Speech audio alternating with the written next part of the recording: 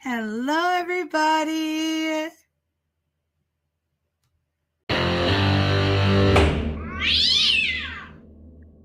Today's the date and time set for a PB status conference. It's my understanding that the defendant is going to be tendering a guilty plea to a probation violation.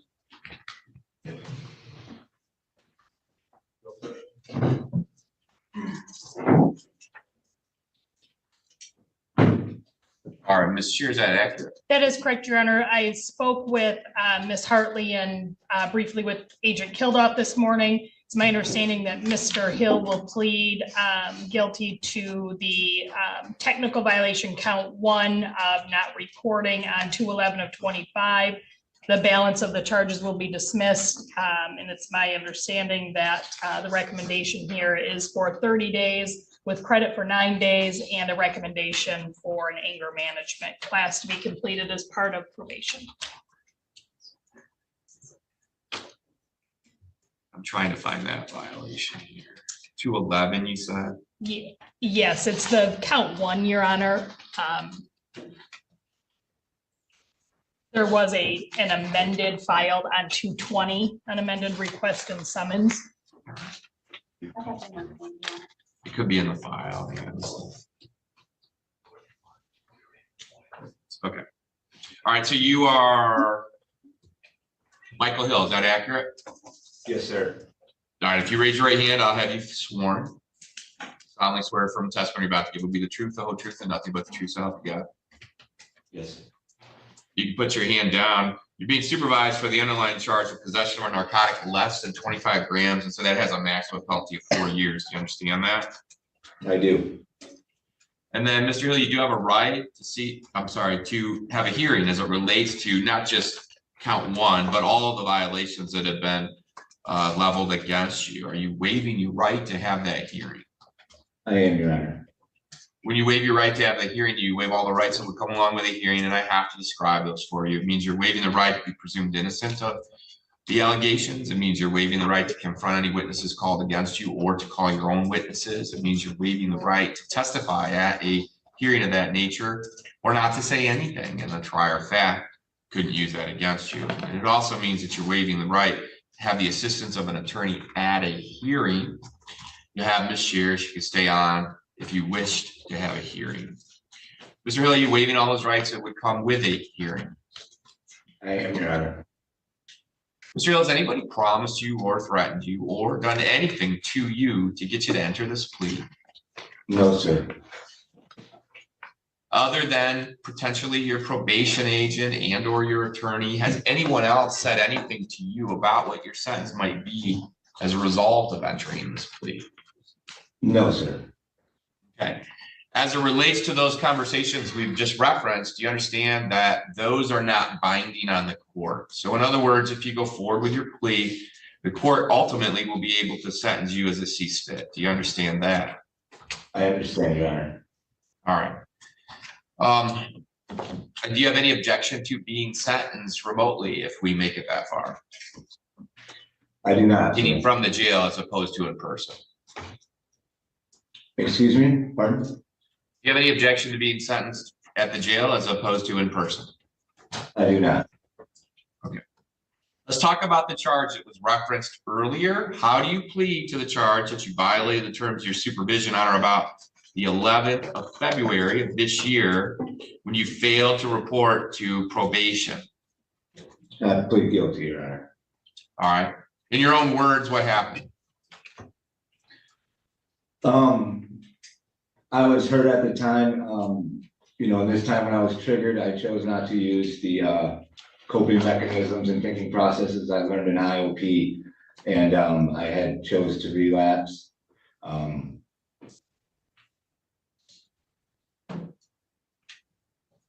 So you didn't use the coping mechanisms, but then did that result in No, I didn't. reporting?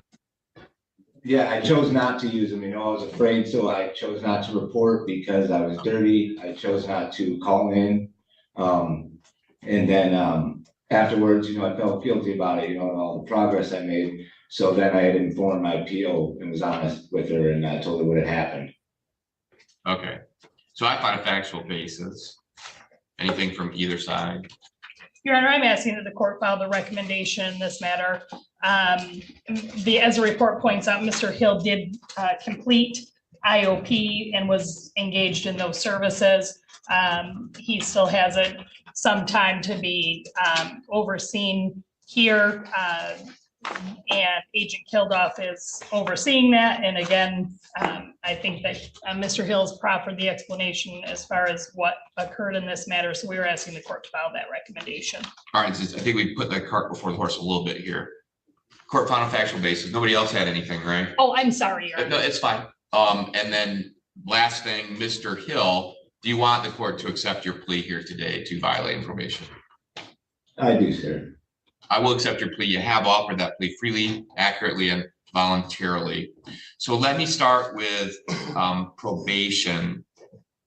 I don't have the recommendation. So what is the recommendation? The recommendation is 30 days plus adding a condition for anger management to be completed.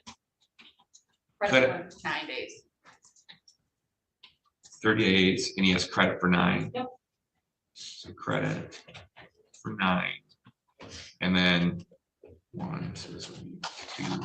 A condition of what? To complete anger management. Can I just ask, and I don't know why I have this, didn't have what was in the file here, but and reading this before I came out, this was all activity that occurred in August of 24. No. So using alcohol, not complying with alcohol testing, possessed alcohol. What happened with those violations? So those have already been handled. Okay. Orders were sent down here for the arraignment. Okay, so then also help me understand then, so recognizing that that was just last fall, and here we are, what? September, October, November, December, January, 5 months later, and now don't know what was going on here, threatening behavior, not reporting. Was he tampering with the drug test? How for? No, he wasn't tampering with it. He just wasn't positive. Oh, he failed to submit. Oh, failed for to that one. submit, Yeah, okay. he missed a drug screen. Well, then how would you summarize his supervision is going if we're just here 6 months later for the same kind of stuff? I started supervising him, so he was sentenced in August, and he didn't get out of jail until October. So that must have been a former violation. This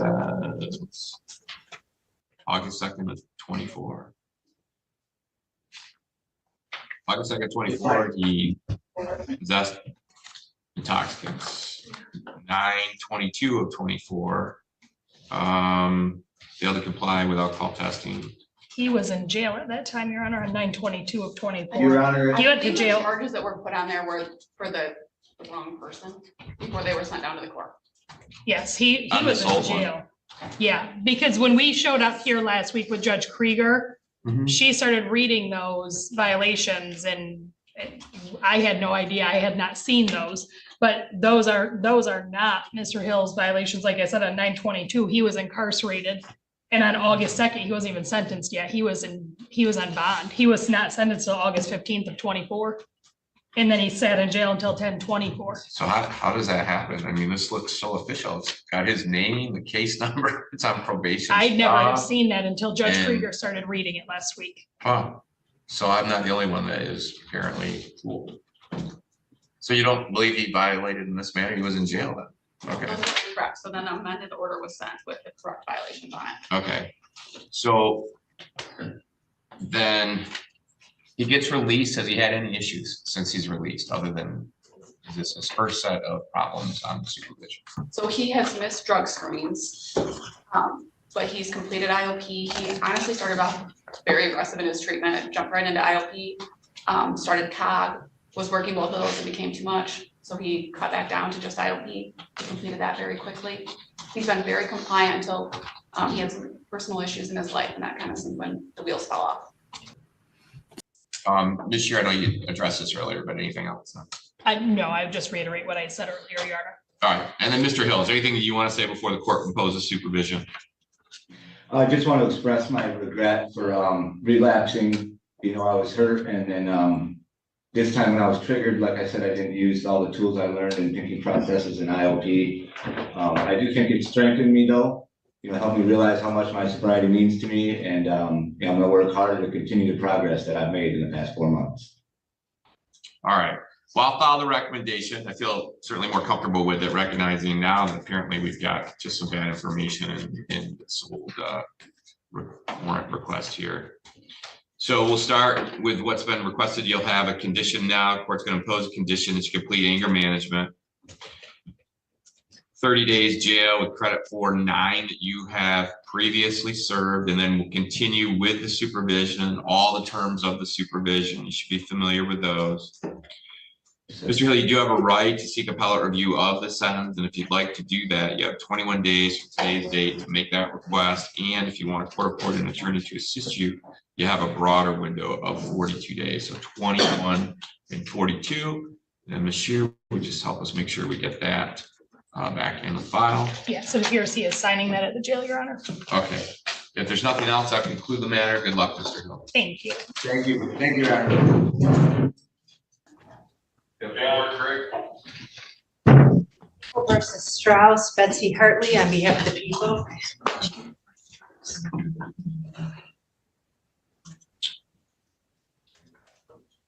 Today's the date and time set for a status conference in this matter. I believe the defendant is up for jury pick next week, and we've not been able to work out a resolution, so we are going to close out the status conference and move it forward to jury pick. All right, so then can we just then one last time place the offer on the record, and then make sure your client can state for the record she read it? Your Honor, the last offer I had from Mr. Tanner was a use of methamphetamine with no sentencing agreement. The offer was a use, a misdemeanor? Your client doesn't want to take advantage of that? My understanding. Well, I know you did this, but let's just get it on the record. Ms. Strauss, do you recognize that possession of methamphetamine is a 10-year felony and or a $15,000 fine?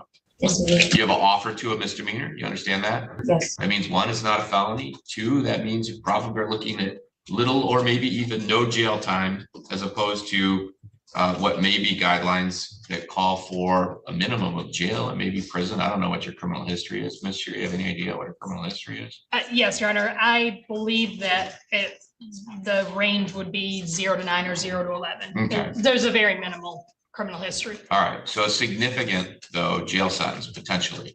And you wish to proceed to trial and not take advantage of that offer, is that right? Yeah, yes, sir. Okay, I just want to make sure that's on the record, so we all go into this eyes wide open. All right, so anything else from either side? Well, we have a scheduling our order out, it appears, and we'll get it on next time we can. Does she want a bench or a jury trial? It's set for jury selection on March 11th and set for jury trial on March 28th. Okay, very good. Thank you, Your Honor. Thank you. What do we have next? As always, you guys are the best. Be safe, be well, sleep sweet, and much love.